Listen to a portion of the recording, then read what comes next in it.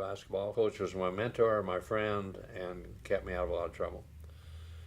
He says, "We'll get you a scholarship. You can go to school and join the ROTC, and then you can be in the Air Force. You won't have to be in the draft. You can get your education." And that appealed to me. I'd love to play basketball, football. So in the last game of football, I was hurt, had a neck injury in the back, probably a concussion. I probably had several concussions. That's what's wrong with me today. What did you do in football? Talk about what was your position? And I was,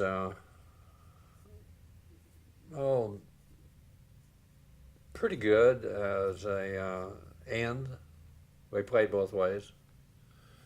And they taught me if you touch it, you catch it. And you were a tight end, is what you said. Yeah, tight end. And you were a defensive end? Yeah. You played both ways. You just changed and lined up defensively. There, not too many substitutes. Small town.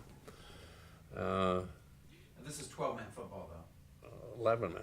11-man, I mean. We had 6-man football on the junior varsity to go play the 6-man football teams in the smaller communities to get experience before they moved up to varsity. And I played that as a sophomore. So when I was a senior, that final game, I was offered a scholarship. I don't remember. I had scholarships from four major colleges, if I remember right. Wyoming, Utah State, Utah, and Montana. Don't hold me to that. Now we're talking football or football. And the final game was a scout. One of the universities there in the stands, and the coach says they'd like to talk to you after the game. I was hurting so bad. I said, "Coach, I am not going to play football. This hurts too much. I've just made a choice. I'll stake it all on basketball," which we weren't into the final season yet. So there went my football career out the window. Still got offers later, but went on and played basketball and making All-State. At 4, 5, 6 scholarships to basketball. Now you were a forward. Center. All through high school. Mm-hmm.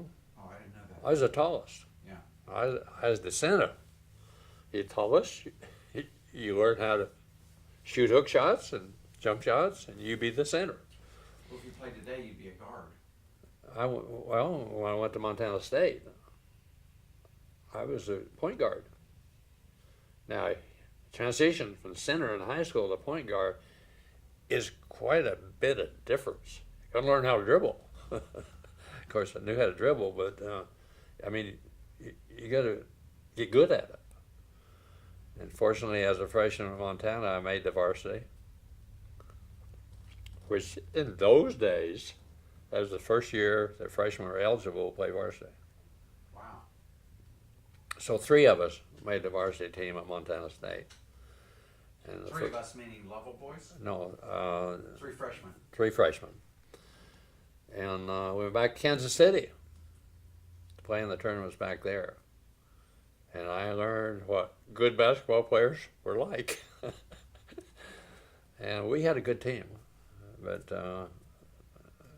I was mop up as a freshman. I just mop up, If we're losing big or winning big, I got to play.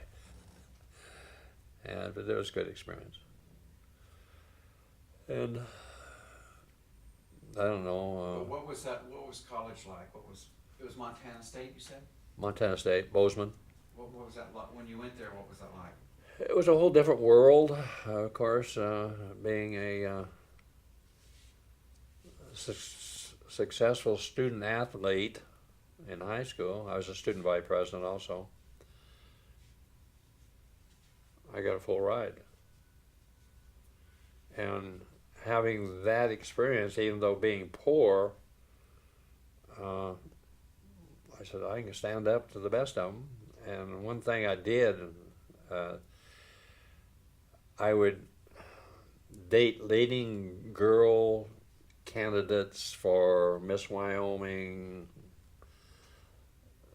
the girls have influenced to prove to myself I was as good as they were. And quite successful in doing that. So my transition to college is really because of the confidence I'd gained in what happened in high school was easy for me. It was different, of course, moving away, as all the kids know, and moving off to a new school and everything. It's very different. But I didn't have any Did problem. any of your friends go with you? After I went, I had 3 level guys come up, and we batched, got an apartment and batched and cooked, and lived together in an apartment my sophomore year. And How about the academic side? What did you choose as? I chose agricultural economics from the standpoint of background, you know. In agriculture, if you're into that, you'll always eat. You always have a job because we're an agricultural nation. So that's why I chose that. Of course, as I went through, I specialized more in the economic side of it than the agriculture side of it. And of course, I went to Boulder, Colorado. I got a financial management degree, of course, after being in the Air Force. So that's how I chose my major. Of course, going to the Air Force, how do you use your degree in the Air Force? You learn Well, to let's be. back up. So your freshman year's over, Yeah. and you went home. What happened there? I worked like mad all summer to get enough money to pay for another car and get back in school and pay for my school. And during a period of going to school, I had probably 4 cars during my college, of which I rebuilt. When I graduated, I had a new car. But getting there, they were all rebuilds out of the wrecking yard, which my brother helped me do. So were you able to sell those for more money, obviously? They made a profit on them, and then moved up to the next one, built another one. So having a car was very important to you. Well, it got me to college and back. But having a new car. Relatively new car, well, it gave you the freedom. The car was the freedom to travel, to do, and to be. And without a car, guys had it pretty rough. So that helped me and smoothed my transition into college life. But it helped you with dates and stuff too, I'm sure. Oh yeah, I was very popular with guys to double date with. They loved my back seat. So you went back to Montana State as a sophomore. Right. Tell me about that. Well, as a sophomore, then I was on the starting 5 for Montana. And it was kind of a mediocre year, you know. I didn't do any great things. I got a few great games, and nothing consistently spectacular. So what kind of record would you have had that year? We had lost all the guys, the seniors that played in the national tournament. We had lost all those guys, so we were 500. We won some, lost some. Had some great games, had some bad games. And the schools you played were who? We played Wyoming University, who were ripping things up in those days. And they gave me my first serious basketball injury. They're a dirty bunch. They played rough basketball. Of course, Montana University, Seattle University, Gonzaga. You mean Washington? Uh-huh. University of Washington, is that what you mean? Seattle University in Washington. It's I in didn't know Seattle. It was a Seattle University. Seattle U was big in those days. Gonzaga was big those days. Yeah. Played all the Colorado universities, Utah universities. So all of a sudden you're traveling all over, you're going all the way to the West Coast. All over the West. And all that's by bus? Train and car. So if you go to Seattle, how many days is that? Oh, you're just on the train one night and you're there the next morning. Oh, right. Yeah, that was a train trip.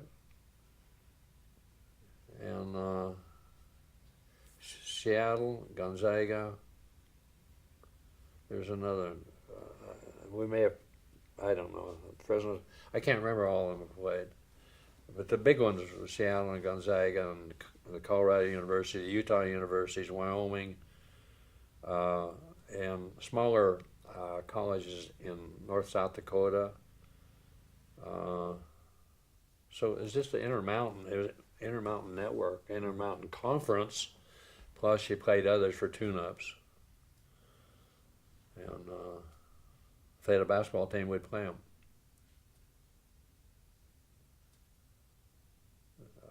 Small colleges, played them too, to fill out your non-conference.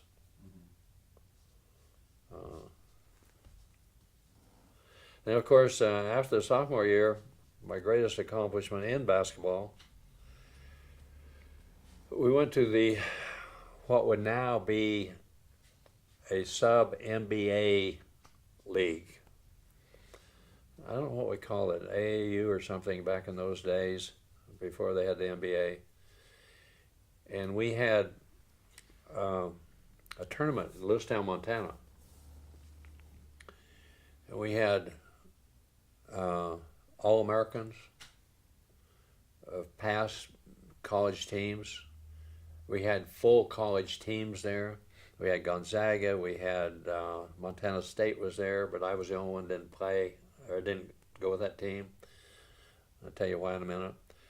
A lot of different universities, and we were all afraid that we're going to lose our eligibility for playing a professional tournament. And the only way we escaped that, and the ruling was that they didn't get any money. So they would have lost Gonzaga intact, Montana intact, and some of these other college teams that were there with the whole team. They would have lost them all, so they didn't rule against them. And I had a conflict with my coach. So we went to level. And other than my friend Don Schilling from Montana, went down to the level streets, and I said, let's do a team like the guys used to do in the past. Our famous basketball players that won the national title would play in this tournament. Well, they were getting old, too old to play anymore, because it was us younger guys coming up. So we took guys in two communities, Cali and Lovell and Byron, and two of the old guys that won the national tournament were still able to get up and down the floor. And we went to this tournament. And guess who we got to play? Montana State. They had the whole team intact there except me. And we were playing against them. We played them down to the wire. And my good friend who used to rebuild cars with was the center. And he got the ball into the basket. And the game was tied. I had to foul him. And I fouled him. And I told him, I said, don't you make those. He made them both. They beat us 2 points. in that, because in my, what do you call it? Not desperation. In me wanting to prove myself,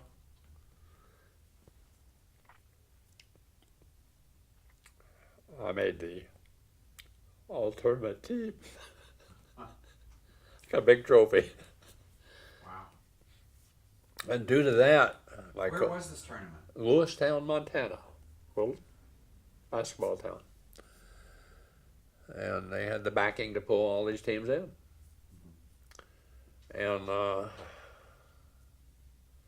my coach called me every day. I told him I wasn't coming back. I said, you lied to me, I'm not coming back. Well, what was the source of that conflict? I don't remember what it was over. It was a life-changing conflict. Well, I don't know what it was. They decided they were going to pull all the scholarships for the basketball players. You had to come out and try out for the team again, as I remember it, to get your scholarship back. Oh. It wasn't against anybody. Oh, I see. They could give more scholarships that way. Uh-huh. I told them that wasn't fair. You thought you had earned it already. You gave me a 4-year scholarship. Yeah. And I guess I was probably the only one that bolted. I said, I can't play. Me being a Puritan, you know, and innocent and all that, you lied to me and I'm not going to play for you. And they had a Probably wasn't his decision, though, to do that. No, it was the committee. I had a new coach coming in, and I wasn't really happy about that. And I said, I've got an offer from Utah State. I'm going to Utah State. Which is in what city? Logan, Utah. Uh-huh. So I went there. And what was changing to Utah like? Oh, it was a whole different world. Did you have any friends there? My friend Ron Hansen went with me. We went together and joined the SE fraternity. And actually, first year there, I ran for student vice president of Utah State. I said, come on, guys. And the fraternity ran me. I said, you can do better than me. I'm just a little country boy, you know. Mm-hmm. And no, we want to do it. You may not win, but we're going to have fun. In this political process of running you for class president, or you student body president. And it was real ironic. I ran against a banker's son who later made me a loan to do a little business there at Utah State. I started up. And against the guy that eventually won, who we were competing with for Miss Dairy Darling dating. And he later married her, and I almost married the other Dairy Darling, which is another story.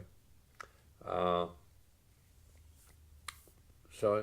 it was a great time, and got my commission, and things are still tight, so I went to serve my 3 years. And Well, let's back up. What point did you decide to go into ROTC? And what made you make that decision? Well, to avoid the draft and being at college, I think one of the requirements was you were in ROTC, Reserve Officer Training Corps. I was in the Army at Montana. So when did you first go into ROTC? A freshman. Oh, freshman. 2 years in the Army at Montana. Okay. Well, I didn't know that. And I learned that you do not lock your legs when you're standing in parade, because if you lock your legs, you stand full attention, you have to unlock your legs, or you pass out. So guess who? That happened to you? Guess who passed out? I dropped over, and they come and pick me up and walk me around. And what was your commitment to ROTC? What did you have to do to be in ROTC? take the classes, learn about the military. What about in the summer? Was there? Summer camp, 2 weeks of summer camp. I went to summer camp in Spokane, Washington, at McCord Air Force Base. And, of course, when I went to Utah State, I changed to Air Force. So this obligated you to go into the military after school? Because they paid me extra money, and being now off scholarship, I had to pay my own way to go to school. Oh, I didn't understand that. So you went to Utah State without a scholarship? Okay, I went to Utah State with the idea to try out with the team and get a scholarship. Uh-huh. The first year I was there, I decided I was probably not good enough to make the team and get a scholarship. They had a whale of a team. Even my bragging rights, you know. And I was having so much fun, I said, I just finished my junior year, and now I can try out for the basketball team, but I have to commit to stay 5 years. Or I'd be a back off on, if I make the team to get a scholarship, I have to play 2 years. That was the deal. I said, no, I'm not going to do that. I'm going to finish, go serve my 3 years in the Air Force, and get on with my life. So that was a decision not to play at Utah State. I played independent basketball in Utah, and we went to the national Mormon tournament at BYU. I had a lot of fun there. And then played till I was 42 in the Air Force, so I got plenty of basketball. And So that's kind of the decision to graduate in 4 years rather than 5 and not play basketball at Utah State. But I probably may not have made the team. I just had so much fun otherwise, and going to school and being, I don't know, just enjoying it. Now, how many other kids in your family went to college? Well, I think one of my brothers went to junior college for one session, the rest went to trade schools. So how did that fit you into how did your other brothers and sisters regard you being a college boy?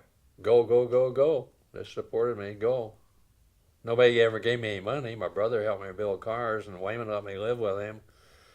But as far as the money going to college, I earned every dime.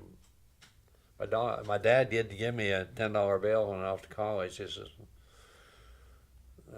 the whole agreement was I do it myself. The whole family.